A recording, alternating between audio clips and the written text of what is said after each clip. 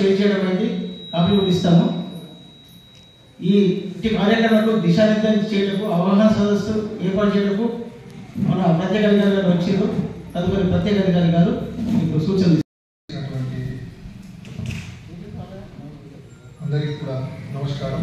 ముఖ్యంగా ఈరోజు వేదిక మీద ఉన్నటువంటి ఎండిఓ గారు, ప్రత్యేక అధికారులు, ఈజెస్ సిబ్బంది, ఐటీపీ సిబ్బంది, కార్పొరేట్ అందరూ కూడా మరోసారి నమస్కారం. గతంలో ఉన్న సర్పంచ్లు కానీ ఎంపీటీసీలు కానీ ఇతరత్ర ప్రతిరోజు గ్రామాలలో చేపట్టవలసిన కార్యక్రమాలను కూలంకషంగా నిర్దిష్టంగా మంచిగా రూపొందించి పంపించినారు. దాని గురించి అన్ని డిపార్ట్మెంట్లతోని సమావేశం ఏర్పాటు చేసి చేయవలసిన పనుల గురించి చర్చించడమే ఈరోజు సమావేశము మన మండల ప్రత్యేక అధికారి గౌరవనీయులు శ్రీ శ్రీనివాస్ గారి అధ్యక్షత ఏర్పాటు చేయలేనిది. ఇటు సమావేశంలో ఎందుకంటే నేను మండల ప్రత్యేక అధికారిగా బాధ్యతలు చేపట్టి ఈరోజు మీ అందరితో నేను కలుసుకోవడం కూడా చాలా సంతోషంగా ఉంది. గతంలో కూడా నేను ఇక్కడ అప్పుడు ఈఓపీఆర్ నుండి మండల పంచాయతీ అధికారి, ఇప్పుడు ప్రజెంట్ నేను ఈ నరపల్లి మండలంలో పనిచేయడం జరిగింది.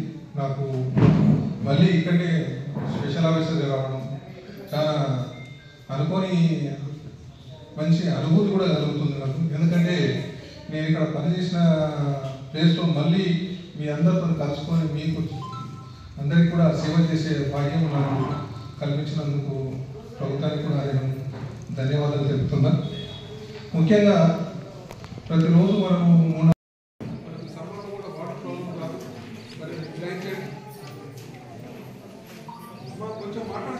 ప్రత్యేక అధికారి వరకు ప్రతి ఒక్కరికి అన్ని గ్రామాలు తిరగాలని జిల్లా కలెక్టర్ గారు మన బీసీలో స్పష్టంగా తెలిపారు. మీరు కూడా పాల్గొన్నారు. బీసీలో ఆర్డీఓ గారు కానీ ప్రతి ఒక్కరికి టార్గెట్స్ ఇచ్చారు. ప్రతి ఒక్కరు రోజు ఎన్ని విలేజ్ తిరగాలి, ఎక్కడెక్కడ తిరగాలి, ఏం చేయాలనేది.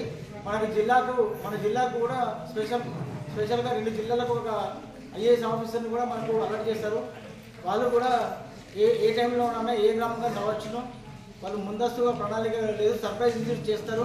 కాబట్టి అందరం కూడా సమిష్టి బాధ్యతతో మనం పని చేయాలి. ఇంతవరకైతే మీకు చెప్పినారు. మీరు మాత్రము ఈరోజు కమిటీ మెంబర్లను కూడా కరెక్ట్గా గ్యాదర్ చేయలేదు. గ్రామాలలో అట్లా కాదు, ఖచ్చితంగా అందరినీ భాగస్వామ్యం మేము చేసుకోవాలి. భాగస్వామ్యం చేసుకొని పనులు ముందంజ తీసుకోవాలి.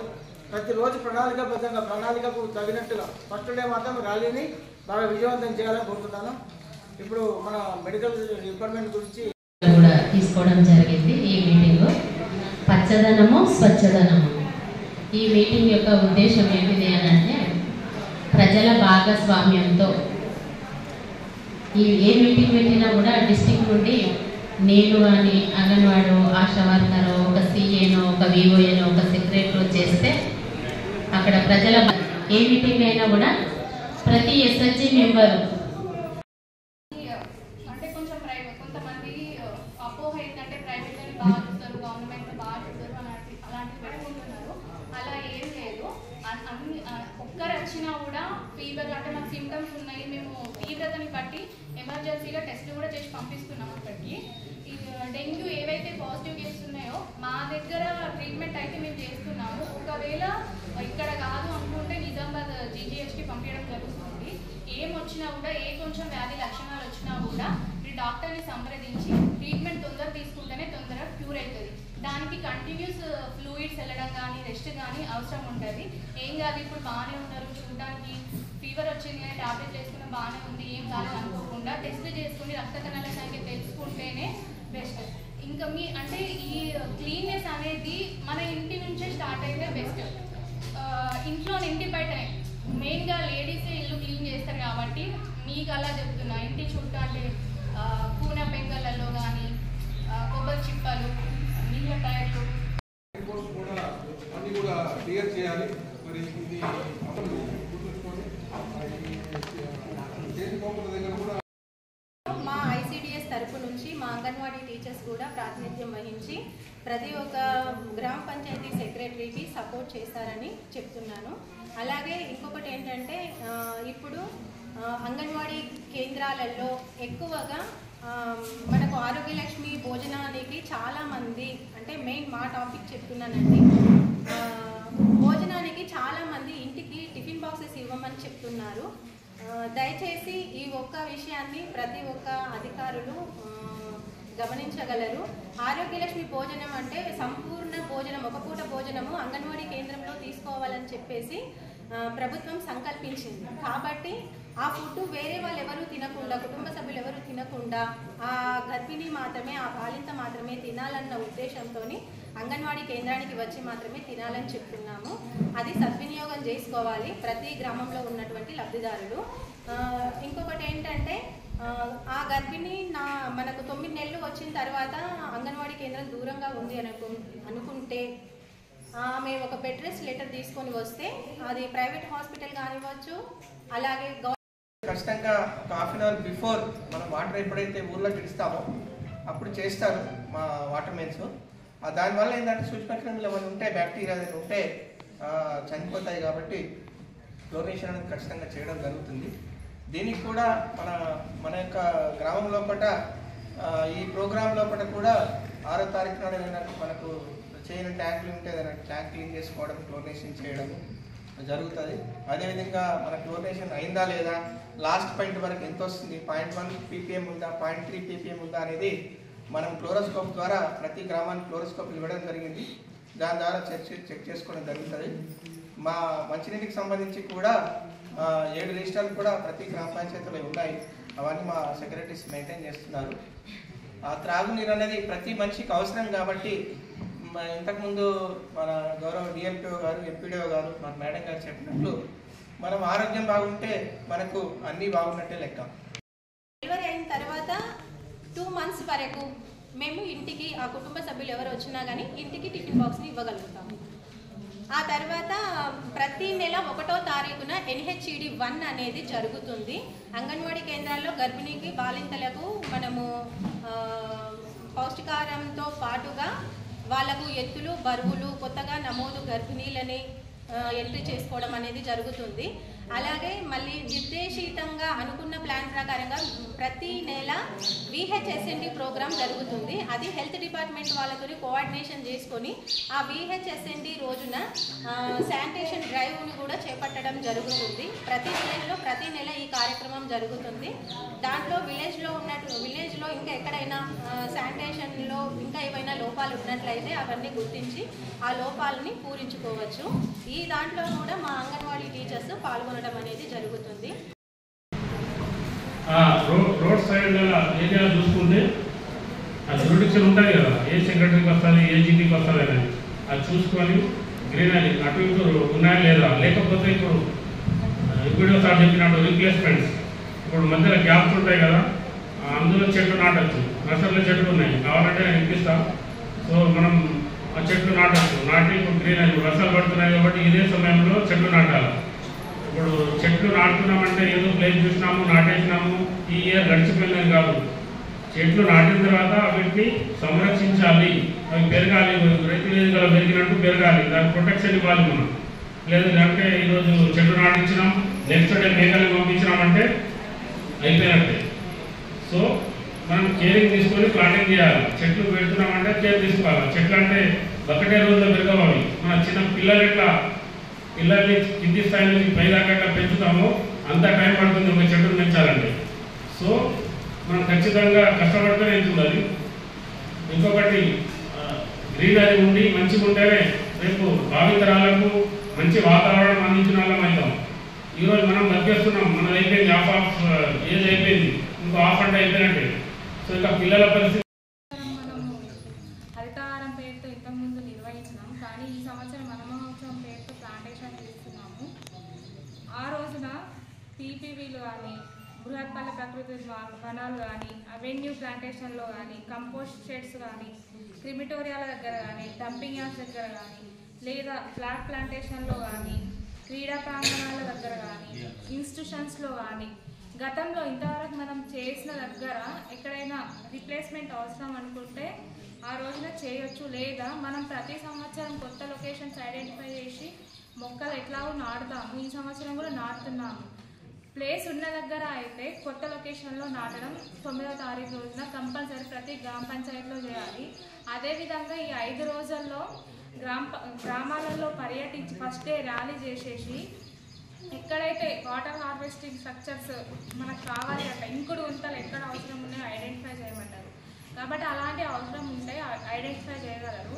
అదేవిధంగా ఎవరికైనా IHHL అసలు లేని వాళ్ళు ఉంటే వాళ్ళని కూడా ఐడెంటిఫై చేసి లిస్ట్ తీసుకోమన్నారు. కాబట్టి అవి కూడా ఈ 5 డేస్లో మనం నిర్వహించుకుందామని చెప్పేసి తెలియదు.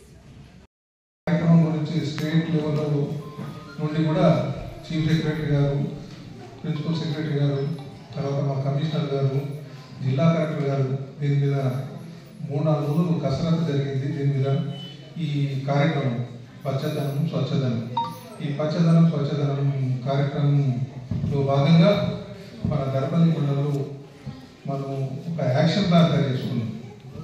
ఏ గ్రామంలో ఏ పనులు గుర్తించినాం, ఆ పనులు ఏ రోజు చేయబోతున్నాం, వాటిని పంచాయతీ కార్యదర్శులు గ్రామ స్థాయిలో ఒక ఏజెండా అంశంలాగా ప్రణాళిక తయారు చేసుకున్నారు. ఈ ప్రణాళికను ప్రతిరోజు ఏది ఏ రోజు చేయాలనేది కూడా జిల్లా నుంచి మేము ఒక షెడ్యూల్ కూడా ఇవ్వడం జరిగింది. ఆ షెడ్యూల్ ప్రకారం చేయాలి. కొన్ని కారణాల వల్ల మనకు లేబర్ ప్రాబ్లం ఉంటుంది. ఈ అందరం ఒకటే రోజు అంటే దర్పల్లి మండలంలో ఉన్న 22 గ్రామ పంచాయతీలు ఒకటే రోజు మనం కవర్ చేయలేని పరిస్థితి ఉంటుంది కనుక అక్కడక్కడ ఒక రోజు పని చేయాల్సింది ఇంకో రోజు.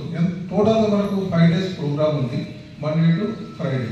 ఈ మండే టు ఫ్రైడేలో కూడా మనకు ఫస్ట్ డే చేయలేని పరిస్థితి ఉంటే సెకండ్ డే చేయాలంటే థర్డ్ డే. అంటే లేబర్ వర్క్ సంబంధించింది ఒకరోజు కాకుండా ఇచ్చి ఉండొచ్చు. మీరు ఎంత ఇచ్చినా వేస్టే. ఎందుకంటే వాళ్ళకు బతకడానికే ప్రశ్నార్థంగా మార్చేసి వెళ్ళిపోతున్నాం అన్నట్టు. మనమే మారుస్తున్నాం, మనమే చెట్లు నడుపుతున్నాం, మనమే వాతావరణాన్ని కలుషితం చేస్తున్నాం. వాళ్ళని డబ్బులు ఇచ్చి పోతే వేస్టే. ఇలాగే చూసారా మీరు, కోటీశ్వరులందరికీ వ్యాధులు ఉంటాయి. అర్థమవుతుందా? ఏదో ఒక వ్యాధి ఉంటుంది, వాడు అన్ని తినలేకపోతాడు అన్నట్టు. సో ఆ పరిస్థితి తెచ్చుకోవచ్చు మనం. ఇంకా కంటిన్యూ చేస్తే రేపు మన పిల్లలు ఆక్సిజన్ సిలిండర్ వేసుకొని తిరగడానికి కూడా ఛాన్సెస్ ఉంటాయి అన్నట్టు. సో అట్లా కాకుండా అందరూ పాటుపడదాం. నేను ఖచ్చితంగా ఒక మాట ఇస్తున్నాను సార్, వీళ్ళందరూ సహకరిస్తే నేను వెళ్ళిపోయేదాకా మొత్తం దర్పల్లిని గ్రీన్ దర్పల్లిగా మార్చేస్తాను సార్. అండ్ ఇంకో విషయం, ప్రొటెక్షన్ విషయంలో నేను చాలా కఠినంగా ఉంటా. ఎవరు ఫోన్ చేసినా నేను వినా. సార్ నేను 2 రోజులు అయింది సార్, ఈరోజు నేను డాక్టర్లు తీసుకొని ఒక పెట్టొచ్చినాను. సో మీరు సెక్రటరీలకు ఏంటంటే ప్రాబ్లం వచ్చేది, రైతులు ఎక్కడ పడితే చెట్లు కొట్టేయడము, అగ్గి పెట్టడం అవి చేస్తూ ఉంటారు. అలాంటివి చేస్తే మీ లెవెల్లో యాక్షన్ తీసుకోండి. ఏం వినలేదంటే మా దగ్గర తెలవచ్చు, మేము యాక్షన్ తీసుకుంటాం. ఖచ్చితంగా జైలు పంపిద్దాం, చట్టపరమైన చర్యలు తీసుకుందాం. ఓకేనా? అందరూ అనుకోవాలి, అనుకుంటేనే అవుతుంది.